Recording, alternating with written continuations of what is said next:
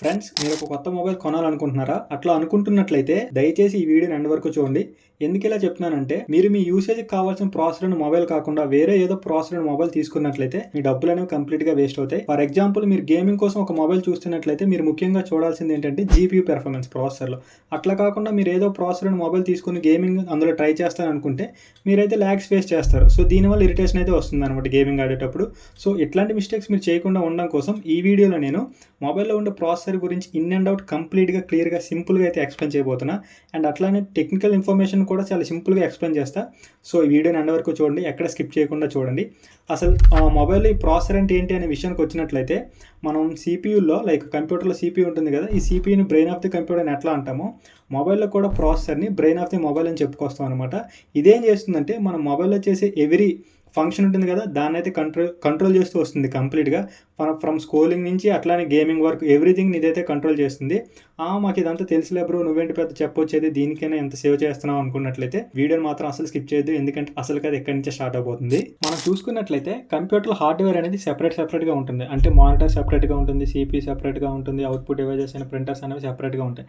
But మొబైల్లో అట్లా కాదు. Input output devices, processing units అన్నీ సేమ్ ఒకే ఫిజికల్ ఫీచర్ మీద అయితే డిపెండ్ అయి ఉంటాయి అనమాట. సో ఇట్లా అన్ని కాంపోనెంట్స్ని ఒకే ఫిజికల్ ఫీచర్ మీద ఉన్నదాన్ని మనం ఎస్ఓసి అంటాం. ఎస్ఓసి అంటే సిస్టమ్ ఆన్ ది చిప్ అని అర్థం అనమాట. సో ఈ సిస్టమ్ ఆన్ ది చిప్ అంటే ఈ ఎస్ఓసి తీసుకురావడం వల్ల ఏమైందంటే, ఏఆర్ఎం అనే ఆర్కిటెక్చర్ అయితే ఉంటుంది. ఈ ఆర్కిటెక్చర్ని మొబైల్ టెక్నాలజీలో ఇంటిగ్రేట్ చేయడానికి చాలా హెల్ప్ అయిందనమాట. ఇక్కడ మళ్ళీ మీకు ఇంకో క్వశ్చన్ అయితే రైజ్ అవుతుంది, ఏఆర్ఎం అంటే ఏంటి అని. డోంట్ వెరీ, నేను మీకు ఎక్స్ప్లెయిన్ చేస్తాను సింపుల్గా. ఏఆర్ఎం అంటే అడ్వాన్స్డ్ రిస్క్ మిషన్. ఇక్కడ ఆర్ఐఎస్సి అంటే సెపరేట్ మీనింగ్ ఉంటుంది. ఆర్ఐఎస్సి అంటే reduced instruction set computing. So ఈ ఆర్ఐఎస్సి గురించి మనం తెలుసుకోవాలంటే దీనికంటే ముందు మనం సిఐఎస్సి గురించి తెలుసుకోవాలి. సిఐఎస్సి అంటే కాంప్లెక్స్ ఇన్స్ట్రక్షన్ సెట్ కంప్యూటింగ్. ఇది మనకి ఎలా వర్క్ అవుతుందంటే, ఫర్ ఎగ్జాంపుల్ మనం తీసుకున్నట్లయితే మన యొక్క ప్రాసెసర్ ఉంటుంది కదా, ఇది ఒక టాస్క్ని పెర్ఫామ్ చేసి అవుట్పుట్ ఎగ్జిక్యూట్ చేయాలనుకుంటే మల్టీ లెవెల్ ఆపరేషన్స్ అయితే చేస్తుంది. ఈ కాంప్లెక్స్ ఇన్స్ట్రక్షన్ సెట్ పేరులోనే ఉంది కదా కాంప్లెక్స్ అని. సో మల్టీ లెవెల్ ఆపరేషన్స్ అయితే చేస్తుంది. సో దీనివల్ల ఏమవుతుందంటే మనకి ఎనర్జీ అనేది అంత ఎఫిషియెంట్గా అయితే ఉండదు అనమాట. సో అందుకే ఆర్ఐఎస్సిని అయితే తీసుకొచ్చారు. ఆర్ఐఎస్సి అంటే రిడ్యూస్డ్ ఇన్స్ట్రక్షన్ సెట్. ఇదేం చేస్తుందంటే మల్టీ లెవెల్ ఆపరేషన్స్ని తగ్గిస్తుంది అనమాట. సో దీనివల్ల ఏమవుతుందంటే మనకి ఎనర్జీ ఎఫిషియెంట్గా ఉంటుంది, అవుట్పుట్ అనేది హై పెర్ఫార్మెన్స్ ఉంటుంది. బట్ మనకి యూస్ చేసిన హార్డ్వేర్ ఉంటుంది కదా, అది మినిమల్గా ఉన్నా పర్లేదు అనమాట. ఫర్ ఎగ్జాంపుల్ మీకు చెప్పాలనుకుంటే వీడియో ఎడిటింగ్ తీసుకుందాం. మనం వీడియో ఎడిటింగ్ అనేది మొబైల్లో చేయొచ్చు అండ్ అట్లనే కంప్యూటర్లో కూడా చేయొచ్చు. బట్ మనం కంప్యూటర్తో కంపేర్ చేసుకుంటే మొబైల్ యొక్క హార్డ్వేర్ అనేది చాలా మినిమల్గా ఉంటుంది, తక్కువగా ఉంటుంది. అయినా మనం స్టిల్ వీడియో ఎడిటింగ్ చేయగలుగుతున్నాం. దానికి రీజన్ ఏంటంటే ఈ ఆర్ఐఎస్సి అనమాట. సో ఇప్పుడు మీకు అర్థమైంది అనుకుంటా ఈ ఏఆర్ఎం అంటే ఏంటి అని చెప్పి. సో ఇప్పటివరకు మీరు వీడియోని చూసారనుకోండి, వీడియోని తప్పకుండా లైక్ చేయండి. ఈ ఏఆర్ఎం ఆర్కిటెక్చర్ ఎనర్జీ ఎఫిషియెంట్ అని చెప్పాను కదా. సో దీనివల్ల ఈ ఆర్కిటెక్చర్ని మ్యాక్స్ మనకి బ్యాటరీ పవర్ డివైజెస్ ఉంటాయి, లైక్ మొబైల్స్, ల్యాప్టాప్స్ అండ్ అట్లనే కొన్ని ఐఓటీ డివైజెస్ ఉంటాయి. ఇవన్నీ మనం బ్యాటరీ యూస్ చేసి అయితే యూస్ చేసుకుంటాం. సో ఇట్లాంటి డివైజెస్లో ఈ ఆర్కిటెక్చర్ని అయితే యూస్ చేస్తారు. మన మార్కెట్లో చూసుకున్నట్లయితే ఈ ఏఆర్ఎం ఒక లైసెన్స్ అనేది 3 కంపెనీస్ దగ్గర అయితే ఉంది. ఒకటి యాపిల్, రెండోది మనకి క్వాల్కమ్, మూడోది వచ్చేసి మీడియాటెక్. సో మనం మార్కెట్లో చూసుకున్నట్లయితే మ్యాక్సిమం మొబైల్ ప్రాసెస్ అనేవి ఈ కంపెనీస్ నుంచే వస్తాయి. మరి శాంసంగ్ దగ్గర లేదా బ్రో అంటే, వాళ్ళ దగ్గర ఓన్ ప్రాసెసర్స్ ఉన్నాయి కదా ఎగ్జినోస్, వాళ్ళ దగ్గర లేదంటే వాళ్ళ దగ్గర ఉంది. బట్ వాళ్ళ దగ్గర ఓనర్షిప్ అయితే లేదు, పార్ట్నర్షిప్ ఉంది ఏఆర్ఎంతో. సో శాంసంగ్ వాళ్ళు ఏం చేస్తారంటే ఏఆర్ఎం చిప్ సెట్స్ని మాడిఫై చేసుకుంటారు. మాడిఫై చేసి వాళ్ళ యొక్క ఓన్ ఎస్ఓసీస్ అయితే తయారు చేసుకుంటారు. మనం చూస్తూ ఉంటాం కదా ఎగ్జినోస్, ఇవైతే అవే అనమాట. సో వాళ్ళ యొక్క ఓన్ ప్రాసెసర్ కింద వాళ్ళైతే తెచ్చుకుంటూ ఉంటారు. మొబైల్లో ప్రాసెసర్ ఉంటుంది కదా, అది ఎలా వర్క్ అవుతుందో మీకు ఇప్పుడు సింపుల్గా ఎక్స్ప్లెయిన్ చేస్తే వినండి. మనం మొబైల్ ఓపెన్ చేసి మనం ఫోటోస్ చూడడం కోసం ఆ యాప్ని అయితే క్లిక్ చేసేటప్పుడు మనం చేసిన ఈ ప్రాసెస్ అంతా ప్రాసెసర్ ఏం చేస్తుందంటే బ్యాక్ ఎండ్లో రిజిస్టర్ చేస్తుంది. రిజిస్టర్ చేసి మెమరీ డివైజ్లో అయితే దీన్ని అయితే స్టోర్ చేస్తుంది. ఐ మీన్ డివైజ్ మెమరీ ఉంటుంది కదా, అందులో అయితే స్టోర్ చేస్తుంది. స్టోర్ చేసేటప్పుడు ఇవి ఎట్లా స్టోర్ అవుతాయి అంటే జీరోస్ అండ్ వన్స్లో స్టోర్ అవుతాయి. జీరోస్ అండ్ వన్సే ఎందుకు బ్రో అంటే, ఈ లాంగ్వేజే మనకు ప్రాసెసర్కి అర్థమవుతుంది. సో అందుకే జీరోస్ అండ్ వన్స్గా అయితే స్టోర్ అవుతాయి. జీరోస్ అండ్ వన్స్గా స్టోర్ అయిన తర్వాత ప్రాసెసర్ దాన్ని అర్థం చేసుకొని మనకు కావాల్సిన అవుట్పుట్ని అయితే ప్రొవైడ్ చేస్తుంది.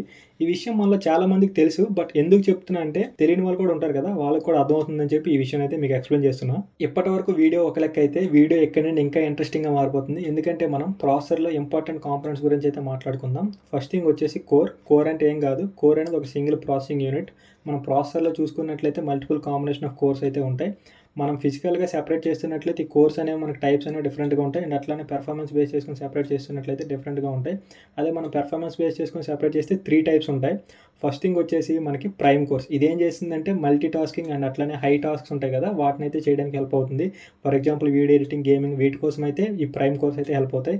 సెకండ్ థింగ్ వచ్చేసి పెర్ఫార్మెన్స్ కోర్స్. ఇవి మనకి ఎలా హెల్ప్ అవుతాయి అంటే, పెర్ఫార్మెన్స్ అంటే కొన్ని యాప్స్ ఉంటాయి వాటిని రన్ చేయడానికి అండ్ అట్లానే డే టు డే యాక్టివిటీస్ ఉంటాయి కదా, ఈ డైలీ యాక్టివిటీస్ని రన్ చేయడం కోసం వీటి కోసం అయితే హెల్ప్ అవుతాయి. అండ్ ద థర్డ్ థింగ్ వచ్చేసి మనకి ఎఫిషియన్సీ కోర్స్. ఇవి ఎలా హెల్ప్ అవుతాయి అంటే బ్యాక్ ఎండ్లో కొన్ని ఫంక్షన్స్ రన్ చేయడానికి, అండ్ అట్లనే లైట్ యాప్స్ ఉంటాయి లైక్ ఫోటోస్ చూసేటప్పుడు, లేదంటే మనం చాటింగ్ యాప్స్ ఉంటాయి కదా, ఇట్లాంటివి రన్ అవ్వడం కోసం ఈ కోర్స్ అనేవి హెల్ప్ అవుతాయి. అదే మనం ఫిజికల్గా డిఫరెన్షియేట్ చేస్తున్నట్లయితే డ్యూయల్ కోర్ అంటే 2 కోర్స్ ఉంటాయి.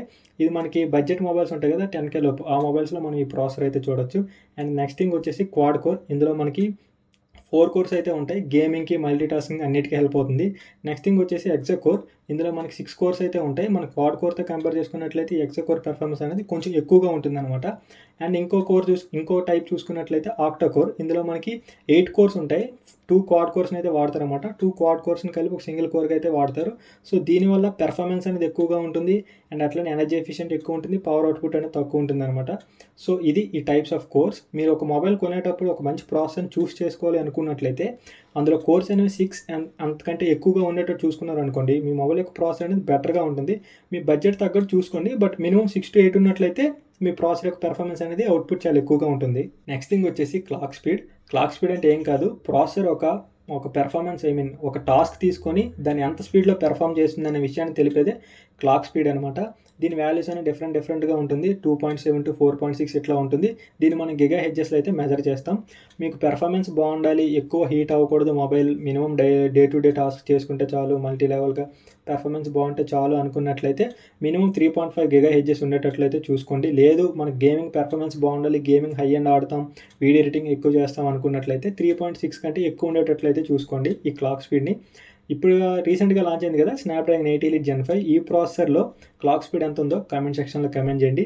నెక్స్ట్ థింగ్ మనం చూసుకున్నట్లయితే నానోమీటర్. నానోమీటర్ అంటే ఏం కాదండి, దీన్ని మనం ఎలా చెప్పాలి అనుకున్నట్లయితే ఒక ప్రాసెసర్ని తయారు చేస్తారు కదా, అందులో ట్రాన్సిస్టర్ యూజ్ చేస్తారు. ఈ ట్రాన్సిస్టర్ని తయారు చేసేటప్పుడు ఏ నోడ్ వాల్యూని యూజ్ చేశారో దాన్నే నానోమీటర్ అంటాం. సింపుల్గా చెప్పాలంటే ట్రాన్సిస్టర్ యొక్క సైజ్. ఈ నానోమీటర్ వాల్యూ అనేది 3 నానోమీటర్స్ to 7 నానోమీటర్ ఉంటుంది. సో ఈ వాల్యూ అనేది ఎంత తక్కువ ఉంటే అంత మంచిది, ఎందుకంటే ట్రాన్సిస్టర్ సైజ్ అనేది ఎంత తక్కువ ఉంటే అంత మంచిది. సో దానివల్ల ఎక్కువ ట్రాన్సిస్టర్ని అయితే మనం యూజ్ చేయగలుగుతాం కలెక్టివ్గా. సో అప్పుడు ఎలక్ట్రాన్ ట్రావెల్ చేసే డిస్టెన్స్ అనేది తక్కువ అయిపోతుంది. సో దానివల్ల ఆ ఎలక్ట్రాన్ యూజ్ చేసే పవర్ ఉంటుంది కదా అది కూడా తగ్గుతుంది. దానివల్ల హీట్ అనేది బయటకు వచ్చే హీట్ కూడా తగ్గుతుంది అండ్ పెర్ఫార్మెన్స్ పెరుగుతుంది అనమాట. సో మీరు మొబైల్ కొనేటప్పుడు ఒక ప్రాసెస్ చూస్ చేసుకునేటప్పుడు ఈ 3 నానోమీటర్ నుంచి 7 నానోమీటర్ వాల్యూ అనేది మినిమంగా ఉండేటట్టు చూసుకోండి. సో దానివల్ల మీ ప్రాసెస్ యొక్క పెర్ఫార్మెన్స్ అనేది తోపు ఉంటుంది. నెక్స్ట్ థింగ్ వచ్చేసి జీపీయూ అంటే గ్రాఫికల్ ప్రాసెసింగ్ యూనిట్. ఇది ఏం చేస్తుందంటే ఇమేజెస్ని, వీడియోస్ని అండ్ అట్లనే గ్రాఫిక్స్ని ఫాస్ట్గా రెండర్ చేస్తుంది అనమాట. ఇది సెపరేటెడ్గా ఇంకో సర్క్యూట్ అనమాట ప్రాసెసర్లో ఉంటుంది, డెడికేటెడ్ సర్క్యూట్ ఓన్లీ విజువల్స్ కోసం. సో ఇది మనకి సర్క్యూట్లో ఉండే కోర్స్తో పాటుగా ప్యారలల్గా వర్క్ అవుతూ మనకి హై అండ్ టాస్క్స్ ఉంటాయి కదా లైక్ వీడియో ఎడిటింగ్, గేమింగ్, వీటిని పెర్ఫామ్ చేయడానికి అయితే హెల్ప్ అవుతుంది. సో మీరు ఒక మంచి గేమింగ్ మొబైల్ కొనాలనుకున్నట్లయితే ఈ జీపీయూని మాత్రం అస్సలు మర్చిపోవద్దు. జీపీయూని కన్సిడర్ చేసి ప్రాసెసర్లో ఉందో లేదో చూసి అప్పుడైతే తీసుకోండి. అప్పుడు మీ మొబైల్ యొక్క పెర్ఫార్మెన్స్ అనేది తోపు ఉంటుంది. అదే మనం నెక్స్ట్ థింగ్ చూసుకున్నట్లయితే ఐఎస్పీ అంటే ఇమేజ్ సెన్సార్ ప్రాసెసింగ్. ఇదేం చేస్తుందంటే మనకి కంప్లీటెడ్గా ఇమేజెస్ కోసం, ఇది డెడికేటెడ్గా ఇమేజెస్ కోసం అయితే యూస్ చేస్తారు. ఇది కెమెరా లెన్స్ ఉంటుంది కదా దాని యొక్క రా డేటాను తీసుకొని మనకి కలర్ఫుల్గా ఇమేజెస్గా అయితే మార్చుతుంది. ఇది ఓన్లీ ఇమేజెస్గా మార్చడమే కాకుండా ఆటో ఫోకస్ చేస్తుంది, కలర్ గ్రేడింగ్ చేస్తుంది అండ్ అట్లనే ఇమేజెస్ ఉంటాయి కదా వాటిని రెండర్ చేసి మనకి కంప్లీట్ అవుట్పుట్ని అయితే ప్రొవైడ్ చేస్తుంది, బెస్ట్ అవుట్పుట్ని అయితే ప్రొవైడ్ చేస్తుంది. సో ఫోటో లవర్స్ మీరు మొబైల్ని తీసుకునేటప్పుడు ఈ ఐఎస్పీ అనే ఫీచర్ అనేది ఉందో లేదో చూసి అప్పుడే మొబైల్ని అయితే కన్సిడర్ చేయండి, లేకపోతే కన్సిడర్ చేయొద్దు, only for photo lovers. Next మనం ఇంకో విషయం చూసుకున్నట్లయితే ఎన్పియు. ఇదేంటంటే న్యూరల్ ప్రోగ్రామింగ్ యూనిట్. ఇదేం చేస్తుందంటే మనకి ఏఐ ఎంఎల్ టాస్క్స్ ఉంటాయి కదా వాటి కోసమే ఇది డెడికేటెడ్గా యూజ్ చేస్తారు మన ప్రాసెసర్లో. లైక్ ఇప్పుడు మనం చూసుకున్నట్లయితే వాయిస్ ట్రాన్స్లేషన్ అండ్ అట్లనే లైవ్లో నోట్స్ తీసుకోవడం, లైవ్లో వాయిస్ ట్రాన్స్లేషన్ అండ్ మనకి చాట్ బాట్స్ ఉంటాయి కదా జెమినై, పెర్ప్లెక్సిటీ. సో ఇట్లాంటి చాట్ బాట్స్ అనేవి ఈ ఎన్పియూ మీద డిపెండ్ అయ్యే పెర్ఫార్మెన్స్ చేస్తాయి. మన రీసెంట్గా వస్తున్న మొబైల్లో ఎక్కువ ఏ ఫీచర్స్ అనేవి ఈ ఎన్పియూ యూజ్ చేసే చేస్తారు. మనకి ఎక్కువగా యాపిల్లో చూడొచ్చు ఈ బయోనిక్ చిప్స్లో ఈ ఎన్పియూని అయితే ఎక్కువగా యూజ్ చేస్తూ ఉంటారనమాట. సో మెయిన్గా ఇవి ప్రాసెసర్ యొక్క కాంపోనెంట్స్. నాకు అనుకుంటున్నాను నేనైతే సింపుల్గా ఎక్స్ప్లెయిన్ చేశానని చెప్పి మీకు అర్థమైంది అనుకోండి, నేనైతే అనుకుంటున్నాను. సో అర్థమైంది అనుకుంటే ఇప్పటికీ మీరు వీడియోని లైక్ చేయకపోతే ఖచ్చితంగా లైక్ చేయండి. మళ్ళీ మనం ఒకసారి అంతా రివైండ్ చేసుకొని చూసుకుందాం.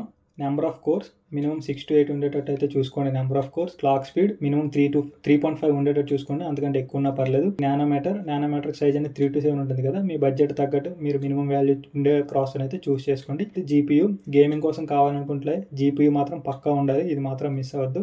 నెక్స్ట్ మనకి ఐఎస్పీ, ఎన్పియూ ఏ ఫీచర్స్ కావాలనుకుంటే ఎన్పిని అయితే కన్సిడర్ చేయండి. సో ఈ ఇన్స్ట్రక్షన్స్ అన్ని ఫాలో అయ్యి మీరు మొబైల్ కొనేటప్పుడు ప్రాసెసర్లో ఈ ఫీచర్స్ అన్ని ఉన్నాయో లేవో చూసి కానీ మీరు తీసుకున్నట్లయితే ఒక మంచి ప్రాసెసర్ ఉన్న మొబైల్ అయితే మీరైతే చూస్ చేసుకుంటారు మీ యూజేజ్కి తగ్గట్టు. సో ఈ వీడియో చేయడానికి మెయిన్ రీజన్ ఏంటంటే మన సబ్స్క్రైబర్లు ఒకరు ప్రాసెసర్ గురించి వీడియో చేయమన్నారు, అందుకే చేస్తున్నాను. మీకు ఏమైనా టాపిక్ మీద వీడియో కావాలనుకుంటే అది కామెంట్ సెక్షన్లో కామెంట్ చేయండి, దాని మీద వీడియో చేయడానికి నేనైతే ట్రై చేస్తాను అనమాట. ఐ హోప్ మీకు ఈ వీడియో నచ్చింది అనుకుంటున్నాను. ప్రాసెసర్ గురించి ఎవ్రీథింగ్ క్లియర్గా నీట్గా ఎక్స్ప్లెయిన్ చేశాను. సో ఇంకా ఏమైనా డౌట్స్ ఉంటే కామెంట్ సెక్షన్లో కామెంట్ చేయండి, షార్ట్స్ కింద చేసి అయితే ఎక్స్ప్లెయిన్ చేస్తాను, లేదంటే కామెంట్స్లోనే ఎక్స్ప్లెయిన్ చేస్తాను. సో అంతవరకు బాయ్ బాయ్, మళ్ళీ మన నెక్స్ట్ వీడియోలో కలుద్దాం. టేక్ కేర్, జై హింద్.